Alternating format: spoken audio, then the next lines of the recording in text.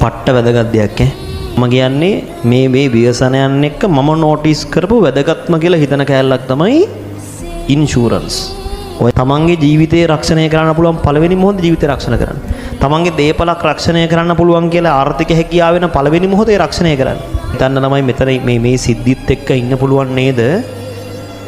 පුංචි ළමයි බේරිලා තමන්ගේ අම්මා තාත්තා පස් කන්දකට ගල් කන්දකට යට වෙලා මිය ගිහිල්ලා තියෙන පුළුවන් ඕන තරම්. පොඩි දරුවෙක් සමහරලාට පාසල් යන නොයන පොඩි දරුවෙක් ජීවිතේ බේරිලා ඉන්නවා තමන්ව බලා ගන්න හිටපු අම්මා තාත්තා නැහැ.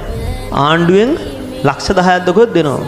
අර දරුවගේ ජීවිතේ පවත්වාගෙන යන එක ප්‍රමාණවත් නැහැ. මං කියන්නේ අම්මා තාත්තා නැති අඩුව පුරවන්න බෑ. හැබැයි ළමයි ඒක අම්මා තාත්තා නැති වෙලා ඉවරයිනේ.